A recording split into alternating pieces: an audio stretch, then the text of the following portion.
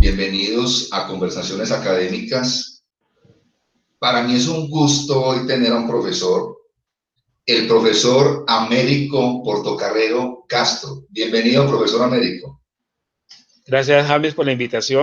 Yo pertenezco a la raza humana. Cuando a mí me han dicho, ¿usted de dónde es? Entonces, yo he dicho, ¿usted es de la Virginia? Yo no, yo soy de África. Porque es que el ser humano surgió en África. Es decir, el concepto de raza está devaluado. Todos somos de la misma raza, todos somos seres humanos. O sea, nosotros pertenecemos a la raza humana. Entonces, ese concepto de raza ha estado devaluado porque es una noción también egocéntrica. Quisiera que usted, profesor Américo, usted que ha trabajado tanto este tema, ¿cuál es ese concepto de raza? ¿Sigue siendo devaluado?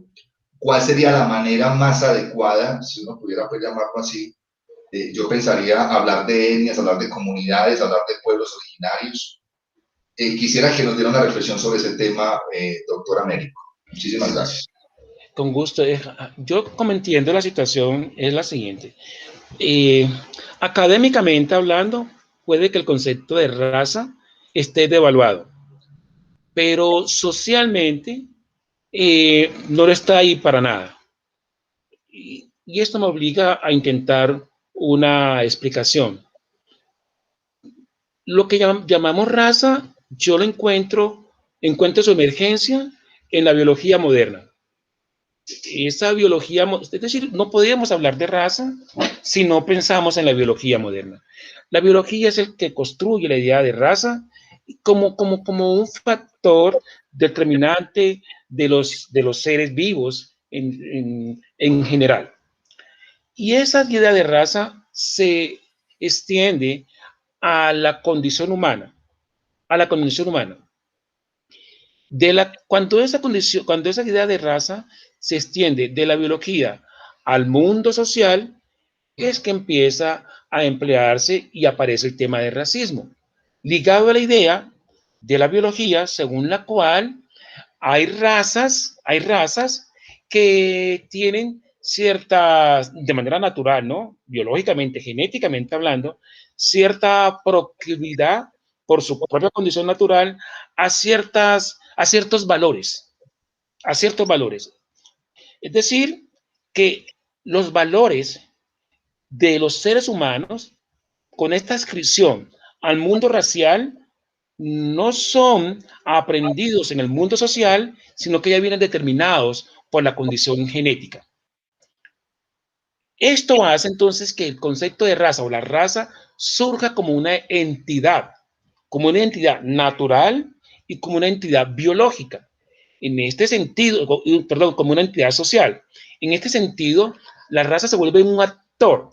Ella es la que va a construir y a desarrollar las sociedades, pero de ella depende también el atraso de la misma. En ese sentido, el racismo es la teoría que se deriva de esa teoría biológica, ¿cierto? Y que le atribuye a la acción de las razas el desarrollo social. Eso es fundamental entenderlo, porque si no se entiende de esa manera, nos perdemos, ¿cierto?, en ese mar tan complicado que es el tema del racismo. En última instancia, el racismo pretende explicar y pretende justificar el desarrollo de los pueblos, el desarrollo de las sociedades con arreglo a ciertas características naturales de los seres humanos que habitaron esa geografía y que habitan esos pueblos.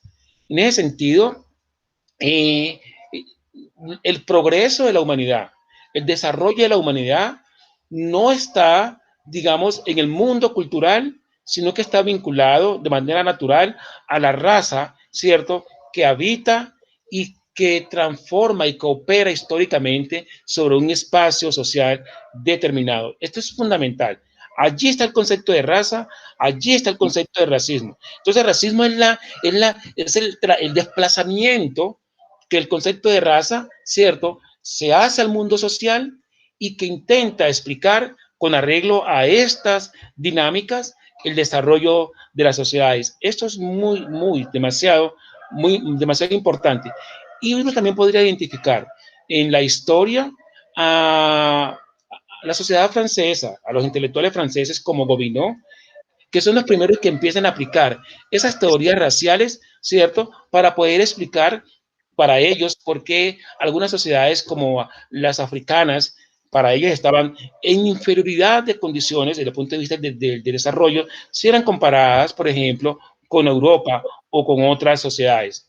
Para ellas, por ejemplo, entonces, la raza, Europa estaba más adelantada, más desarrollada, ¿cierto? Porque estaba habitada por blancos, según ellos después seguía la raza amarilla y por eso Asia pues tenía los desarrollos y en última instancia estaba el pueblo, la gente negra y África explicaba eso, pues el subdesarrollo, el atraso, la marginalidad del pueblo o las sociedades africanas. Por eso es muy importante, James, porque cuando perdemos de vista la función del racismo, podemos decir cualquier cosa. No, el racismo en última instancia intenta explicar el progreso de las sociedades con arreglo a la raza que lo habita.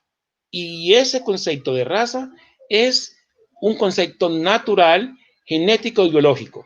Entonces, las condiciones de inteligencia, las condiciones de belleza, las condiciones de talante, las condiciones de creatividad, ¿cierto? En última instancia, según esta teoría, están adscritas a la condición racial. De allí entonces, ojo, que la única manera de que una sociedad que está considerada racialmente inferior puede asumir los elementos identitarios de la sociedad que es considerada inferior es a través de la mezcla. Se tienen que mezclar. Entonces, a través de esa mezcla es posible que genéticamente las condiciones de inteligencia, de belleza, de sapiencia se le trasladen al grupo inferior. Y eso explica por qué en la mayor parte de las sociedades, ¿cierto? En América Latina, agenciaron políticas raciales, políticas de blanquitud, políticas de blanqueamiento durante todo el mundo colonial y buena parte de la República Inicial en Colombia, se discutieron, ¿cierto?, las formas a través de las cuales las sociedades emergentes en Latinoamérica iban a transitar del subdesarrollo, del atraso donde lo había dejado el mundo colonial español a convertirse en sociedades modernas. Y buena parte de esas sociedades fueron atravesadas por la idea de que tenían que mezclarse, ¿cierto?, con lo blanco. Los indígenas se tenían que mezclar con lo blanco, los negros se tenían que mezclar con lo blanco. Por eso esas políticas de blanquitud eran políticas raciales que tendían entonces a sustentar el progreso de estas sociedades, tratando de alcanzar el progreso que ya tenía Europa. Esto es fundamental. Obviamente, esto generó también, digamos, respuestas contrarias, ¿cierto? Porque si yo considero que este grupo es inferior, pues yo para qué me voy a mezclar con él. Yo lo que hago es excluirlo, lo que hago es delimitarlo, lo que hago es generarle unos espacios determinados donde estos grupos existan. En ese sentido, es muy importante estudiar en Colombia al que es considerado, entre comillas, Sabio Caldas, porque Caldas constituyó toda una teoría, una geografía de la raza, ¿cierto? Según la cual, pues cada raza en América, en Colombia, debía ocupar una región determinada y obviamente los descendientes de españoles, ¿cierto? Blancos, deberían estar al frente de todos los procesos. Eso ha jugado un papel fundamental en esos procesos. No olvidemos, por ejemplo, que la misma política se llevó a cabo en Argentina, se ha llevado a cabo en Brasil, ¿cierto? Recordemos que hasta el mundo colonial, buena parte de la población argentina era población africana, de descendencia africana, ¿cierto? Después de la independencia y su participación allí, estas poblaciones desaparecieron y lo que hicieron los gobiernos de Argentina y estos gobiernos en general fue permitir que una cantidad de europeos llegaran a América, llegaran a Venezuela, llegaran a Argentina, llegaran a Brasil bajo la pretendida idea que la raza de estos pueblos podía llevar, ¿cierto?, a estas sociedades al desarrollo. Ahí está Argentina, que es el ejemplo más vivo de este tipo de políticas basadas en la raza. Eso es fundamental. Entonces, las razas en ese sentido existen porque han sido construidas por la idea de raza, por la idea de raza, de la biología. El racismo es su consecuencia más inmediata y existe, y el racismo que está en la cabeza de buena parte de los colombianos y en buena parte de los latinoamericanos y en buena parte del mundo contemporáneo, pues indica que de alguna manera el racismo y las razas siguen teniendo un lugar actuante, práctico en el mundo social contemporáneo.